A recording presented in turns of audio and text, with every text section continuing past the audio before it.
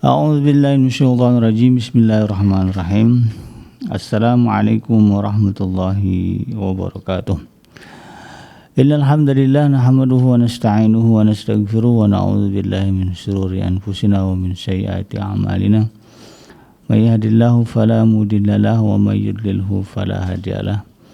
Asyhadu an la ilaha illallah wahdahu la syarika lahu wa asyhadu anna Muhammadan 'abduhu wa rasuluhu. La nabiyya ba'dah. Allahumma salli wa sallim ala hadzal nabiyil karim wa ala alihi wa ashabihi wa man tabi'ahum bi ihsanin ila yaumiddin. Wa qala Allah ta'ala fi kitabihil karim ya ayyuhallazina amanu taqullaha haqqa tuqatih wa la tamutunna illa wa antum muslimun. Ya laqad dakhalna mudkhala sidqin wa akhrajna mukhraja sidqin wa ja'alna min ladunka sultanan nasira. Ja'al haqqa zahaqal batil innal batila kana zahuqa.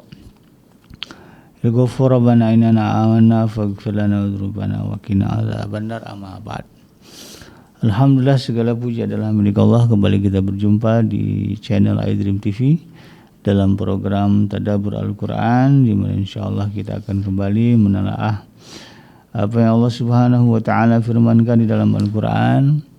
Sedikit demi sedikit, bagian demi bagian kita pindahkan dari dalam mushaf ke dalam dada kita, agar Al-Quran itu kemudian menjadi hidayah, menjadi petunjuk bagi kita di dalam menjalani kehidupan. Tidak lupa kita baca salat dan salam Allahumma salli ala Sayyidina Muhammad wa ala ali Sayyidina Muhammad. Assalamualaikum ayuhan Nabi wa rahmatullahi wabarakatuh.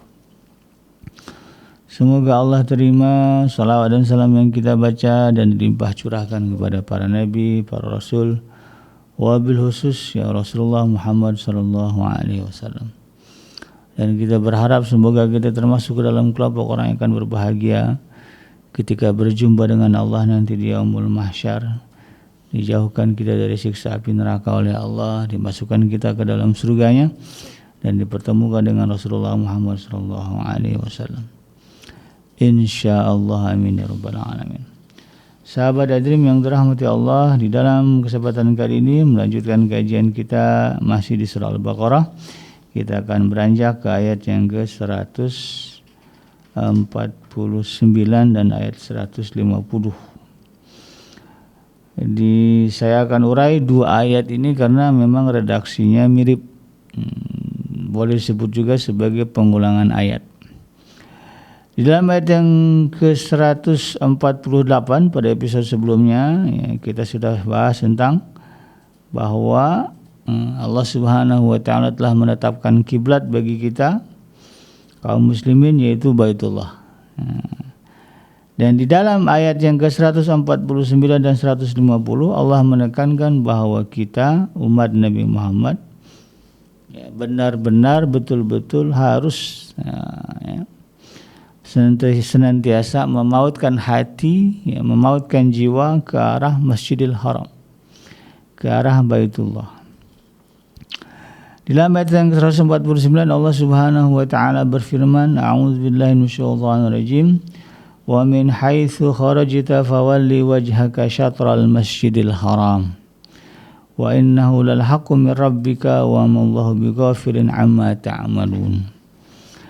Lalu kemudian diulang lagi perintah awal ayat tersebut di dalam ayat yang ke-150, di mana dalam ayat ini Allah katakan wa min haitsu kharajta fawalli wajhaka syatral masjidil haram wa haitsu ma kuntum fawallu wujuhakum satrah li'alla yakuna lin-nasi 'alaikum hujjatun illa alladhina zalamu minhum fala takhshawhum wakhshawni wa liutimma ni'mati 'alaikum wa la'allakum tahtadun.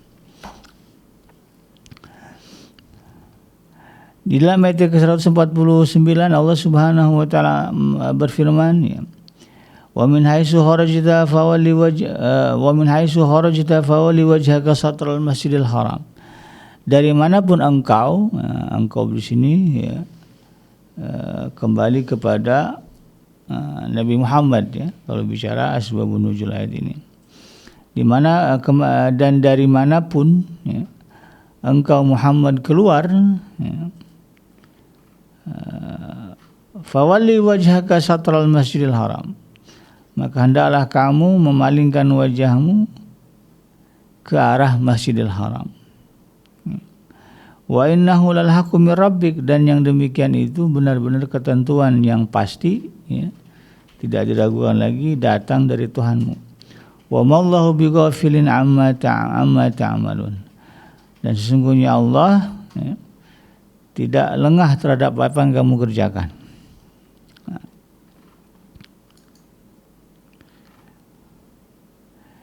Perintah untuk menghadapkan diri, ya, di sini perintah ini, ya, diturunkan kepada Nabi Muhammad, ya, agar beliau menghadapkan wajahnya ke Masjidil Haram, ya, diulangi dalam 2 ayat. Nah, ini untuk menjelaskan bahwa perintah ini bersifat umum untuk seluruh umat, ya, tidak hanya beliau tetapi juga kepada kita, umat Nabi Muhammad SAW.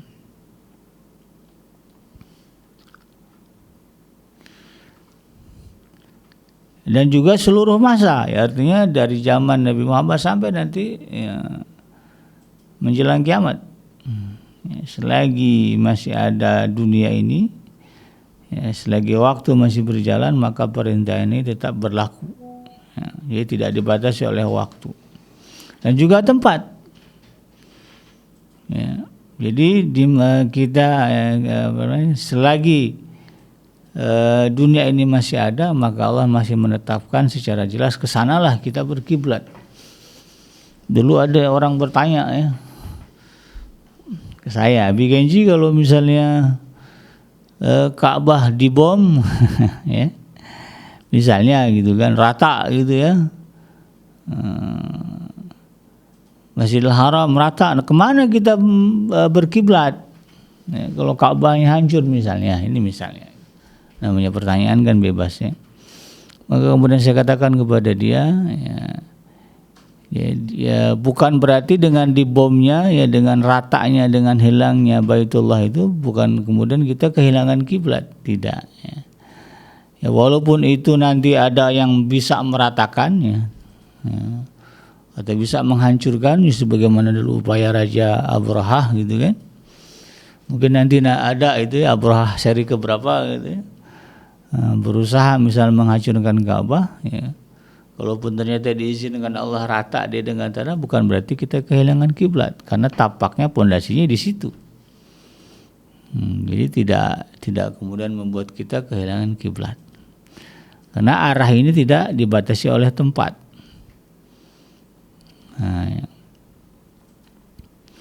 Jadi bersifat umum untuk seluruh umat, ya, untuk seluruh masa dan seluruh tempat, ya, dimanapun, ya, tidak hanya perintah ini kepada Nabi Muhammad dan orang Mekah, ya, tetapi orang-orang di luar Mekah, ya, sampai kita di Indonesia juga terkena perintah ini agar menghadapkan wajah kita ke arah Masjidil Haram, ya, di mana di dalamnya ada Baitullah. Kenapa? Karena menurut para ulama hal ini sangat penting, ya, serta ada hikmah yang terkandung di dalamnya, ya. Dan yang paling penting ketika konteks dulu, ya, di dalam konteks dulu zaman Nabi Muhammad, supaya tidak ada lagi alasan bagi ahli kitab, ya, dan juga orang-orang musyrik serta orang-orang munafik yang ketika itu menentang Nabi Muhammad, ya, dalam persoalan pemindahan kiblat. Jadi ini udah mandatori dari Allah gitu, bukan kehendak saya kan. Sampai diulang ayatnya 2 kali. Ya. Nah, hal itu juga berlaku kepada orang-orang musyrik yang berpendapat bahwa Nabi Muhammad, ya, bahwa Nabi dari keturunan Ibrahim akan datang menghidupkan agamanya, sehingga tidak pantas apabila berkiblat kepada selain Ka'bah yang telah didirikan oleh Nabi Allah Ibrahim alaihissalam. Maka dengan demikian batallah alasan-alasan, ya, dari ahli-ahli kitab itu, dan juga alasan-alasan orang-orang musyrik, termasuk juga orang-orang zalim yang kemudian melontarkan cemoohan dan bantahan, ya, tanpa alasan yang berdasarkan akal sehat dan juga keterangan yang nyata gitu kan, yang datang dari Tuhan, ya. Jadi hal-hal itu, ya, seolah-olah Allah perintahkan kepada Nabi Muhammad, hiraukan saja, abaikan saja. Ya, mereka mau ngomong apa tetap perintahnya jelas, ya. Kiblatnya umat Islam itu adalah ke Baitullah. Walaupun ada orang anti dengan Arab gitu ya, kan ada sekarang tuh ya, udah mulai di tanah air kita kan sudah ada ya gejala-gejala anti Arab itu ya. Ya tetap ya kalau bicara kiblat ibadah kita ya ke sana, ke tanah haram ya, ke tanah di mana orang Arab tinggal. Jadi jangan sampai kemudian kita ini terpengaruh ya oleh ya, sentimen-sentimen anti Arab tadi. Kita ini orang Nusantara, kita punya leluhur sendiri, kita punya kebudayaan, adat dan sebagainya gitu kan. Ngapain kita ke Arab-Araban ya? Ngapain harus apa-apa Arab, bukan apa-apa ya. Ya. Kita melakukan itu karena memang itu perintah Allah. Jadi tidak dibatasi oleh tempat. Bahwa hanya orang Arab saja misalnya, tidak ya, seluruh manusia dimanapun dia berada tinggal di bumi ini, ketika dia beribadah maka kiblatnya arahnya adalah ke sana, ke tanah Arab yang di situ ada Masjidil Haram, yang di dalamnya ada Baitullah. Jadi ini menjadi penguat ya bagi kita, terutama yang mungkin suka ya dapat bisikan-bisikan ini tadi ya tentang sentimen anti Arab. Nah, terkait dengan ayat ini, orang-orang Yahudi ya, pernah berkata ya kepada Nabi Muhammad, ya, mereka mengatakan tidaklah Muhammad itu berpindah kiblat ke Ka'bah melainkan karena kecenderungan kepada agama kaumnya dan kecintaan kepada negerinya. Nah, ini ya dikaitkan dengan rasisme. Jadi mereka punya pendapat begitu. Mereka mengatakan seandainya dia berada di atas kebenaran, tentulah dia akan tetap berkiblat kepada kiblat Nabi sebelumnya, yaitu ke Baitul Maqdis. Orang-orang musyrik pernah ngomong juga ke Nabi Muhammad, ya, ia telah kembali kepada kiblat kita dan akan kembali kepada agama kita. Nah, gitu ya. Didengar kabar orang-orang musyrik Nabi Muhammad sudah mengalihkan kiblatnya ke Ka'bah, mereka senang tuh, ya. Tapi senangnya apa? Ya, senangnya ya salah karena menyangka bahwa Nabi Muhammad akan kemudian beralih kepada agama orang-orang musyrik. Sementara orang-orang munafik berkata berpindah-pindah kiblat menunjukkan bahwa Muhammad dalam keraguan dan tidak berpendirian. Nah, jadi alasan-alasan itu yang kemudian begitu hebat ya, mengguncang ya, akidah keyakinan kaum muslimin. Maka kemudian wajar kalau di dalam Al-Quran ini, di bagian surah ini ya, di ayat ini Allah tekankan 2 kali. Bahkan ada di ayat yang lain juga ya, perintah untuk memalingkan wajah ya, ke Baitullah ya. Karena saking beratnya dulu ya, orang Yahudi ya, melemparkan opini ya. Jadi tadi alasannya itu kan, kalau memang dia benar kenapa dia enggak tetap ke Baitul Maqdis, kan nabi-nabi dulu kiblatnya ke sana. Dia bilang kan dia nabi katanya. Benar, orang musyrik bilang bagus tuh ya, berarti Muhammad bakal balik lagi ke agama kita. Waduh ya. Umat Islam ketika itu juga bingung, ya jangan-jangan kita bakal nyembah berhala lagi nih gitu ya. Kemudian orang-orang munafik lebih dahsyat lagi omongannya ya, sebentar awalnya ke Baitul Maqdis, sekarang ke Ka'bah, besok kemana lagi nih gitu ya. Berarti Muhammad ragu dia ya, tidak punya pegangan begitu. Sehingga kemudian membuat orang-orang Islam ketika itu betul-betul diuji ya akidah loyalitasnya kepada Allah dan Rasulnya.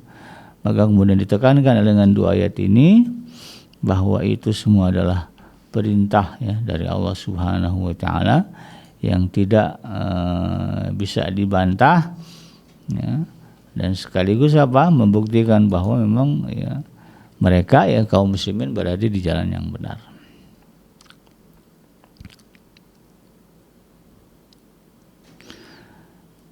Nah, jadi itu ya, kalau berbicara ayat ini sahabat dan yang dirahmati Allah,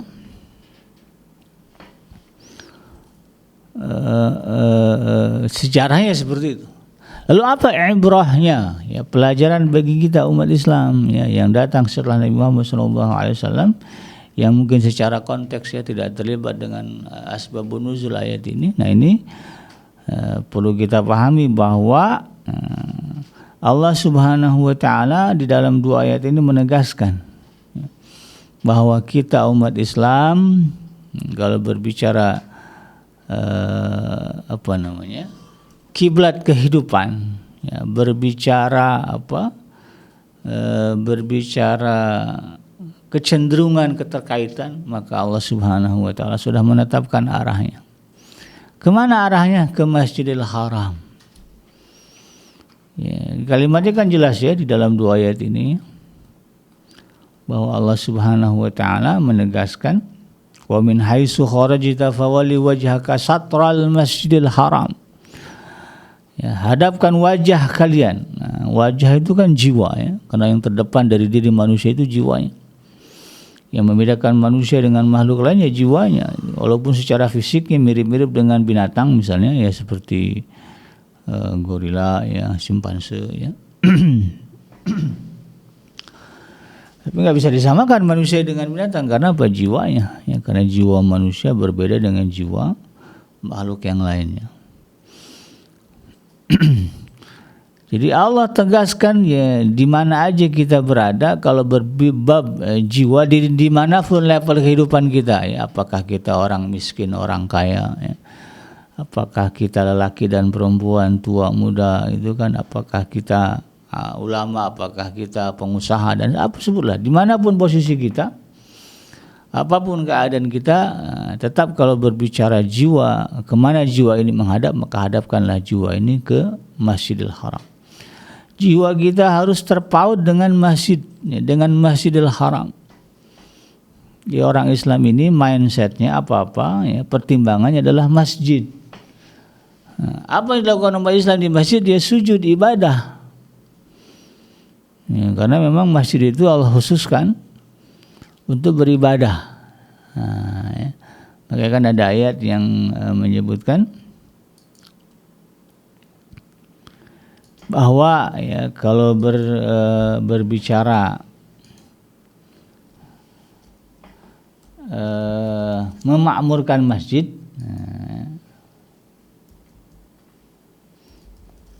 nah, itu kan ada ada penegasannya ya. Ada perintah jelasnya.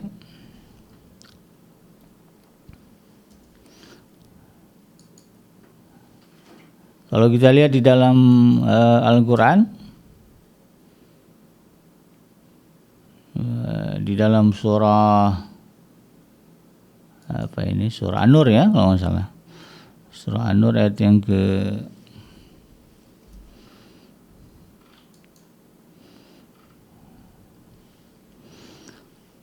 di bawah Allah Subhanahu wa taala menyebutkan ya, innama ya'muru masajidallahi man amana billahi wa rasulih, kan, bahwa yang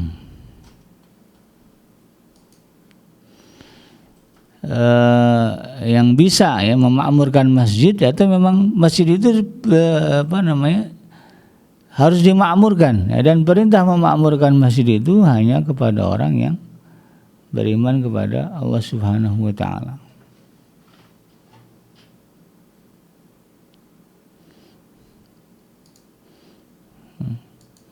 Di dalam ayat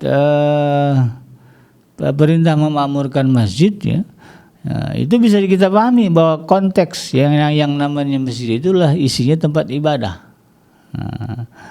Bahkan ada kan adab-adab di dalam masjid ya, di mana di dalam masjid itu tidak boleh berbisnis ya, berdagang.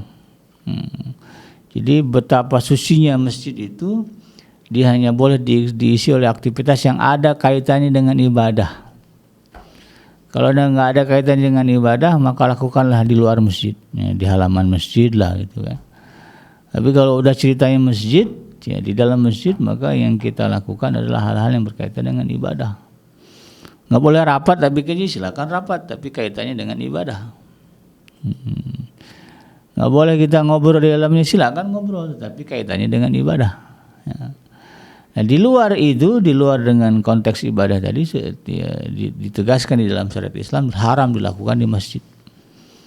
Dulu di zaman sahabat, jadi zaman Rasulullah SAW ya, ketika hari Lebaran ya, atau Idul Fitri, itu sahabat bergembira ya.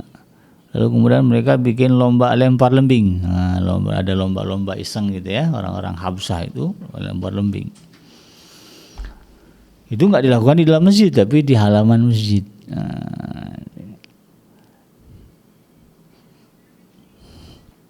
Nah, karena itu kemudian sahabat At-Tirmidzi yang dirahmati Allah, ibrah dari dua ayat ini, ayat tentang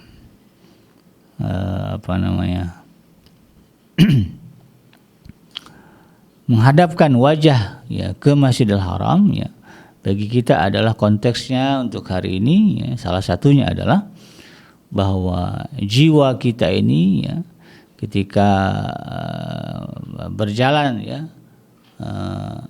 mengarungi kehidupan ini, maka tidak boleh lepas, tidak boleh berpaling dari ya, prinsip ibadah. Sebagaimana Allah perintahkan, dari manapun kamu ya, maka palingkanlah wajahmu ke Masjidil Haram. Ya. Orang Islam itu konteks apa-apa kalau ditanya ini kita harus bagaimana, kita maunya gimana nih, maka pertimbangan utamanya adalah ibadah. Kenapa ya? Karena Allah sudah tegaskan ya, ma khalaqtul jinna wal insa illa liya'budun, tidak diciptakan jin dan manusia kecuali tujuannya untuk ibadah. Maka ketika kita mengarungi kehidupan ini, apapun yang datang kepada kehidupan kita, lalu kemudian dibutuhkan keputusan ya, dilakukan atau tidak ya, diteruskan apa ditinggalkan, maka pertimbangan utamanya adalah ya, ibadah.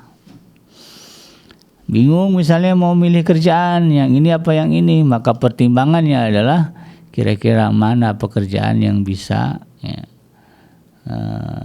memperlancar ibadah saya kepada Allah, mana yang kira-kira lebih mendekatkan diri saya kepada Allah. Nah, itu pertimbangannya.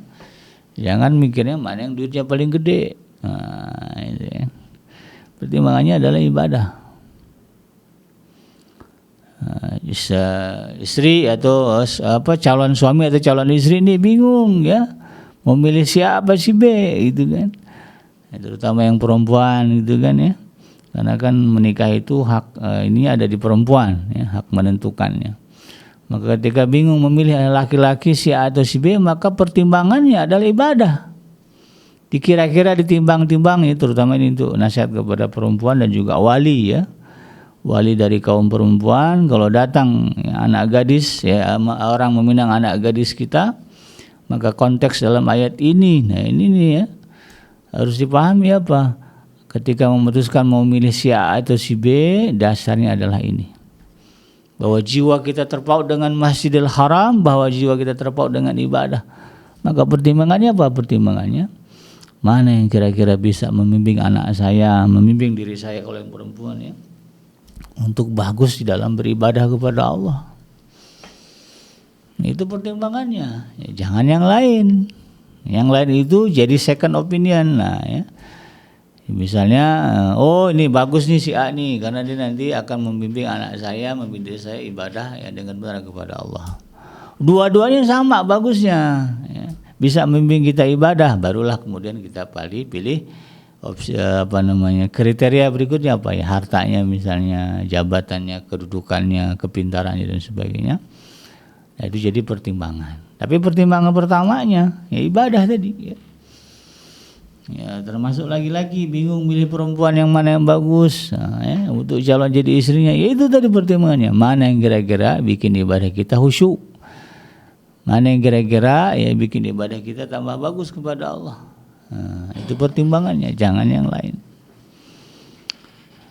Maka kalau itu yang kita lakukan, ya, itu yang kita lakukan ya, di dalam ayat yang ke-150 kan Allah tegaskan itu ya.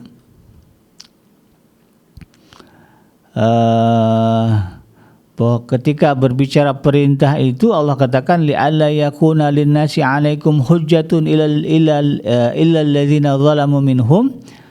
Ya, itu semua tuh ya agar kemudian menjadi hujah bagi kita di hadapan manusia ya, kecuali kepada orang-orang zalim di antara mereka. Maka Allah katakan apa? Ketika keputusan itu sudah mantap dalam diri kita, fala takhshawhum, maka janganlah takut kepada mereka. Apapun yang disuarakan oleh orang-orang, dah kenapa milih dia, kenapa milih kerjaan itu, nanti miskin, nanti susah, jangan takut. Misalnya ya anak gadis kita atau anak kita nih milih pekerjaan atau milih tadi calon suami, kita ambil kasus pilih calon suami misalnya kan, dipilihnya yang si B, padahal dari segi kekayaan si A lebih kaya itu kan, tapi karena si B ini dikira-kira ya bisa membimbing ibadah dengan bagus, dipilih si B. Muncul dasar-dasar dari keluarga, kenapa milih dia sih, kan kayaan si A, belangsak terhidup lo, susah lo. Allah katakan apa? Fala tasyauhum, jangan takutlah ya dengan ucapan-ucapan mereka. Wah syauni, justru harus lebih takut kepada Allah, kepadaku, kata Allah. Nah, ya. Jadi kita menentukan sikap itu ya karena takutnya kita kepada Allah, bukan karena takut miskin, bukan karena takut nggak sukses dan sebagainya. Dan Allah katakan wali utimma ni'mati alaikum, ya, dan dengan itu agar aku sempurnakan nikmat kalian. Jadi kalau itu dasar keputusan kita, maka Allah akan sempurnakan nikmatnya kepada kita. Wala'allakum tahtadu, dan agar kalian selalu mendapatkan hidayah dan petunjuk. Maka rumah tangga kita ya ketika awal menikah dasarnya adalah itu tadi keputusannya ya. Ibadah menjadi pertimbangannya, maka Allah akan sempurnakan kenikmatan, kebaikan, keberkahan kepada kita, dan kita akan senantiasa mendapatkan hidayah dari Allah ketika mengarungi kehidupan rumah tangga. Itu dalam masalah pekerjaan juga sama ya, kita pilih pekerjaan yang dasar pertimbangan ibadah tadi gitu kan.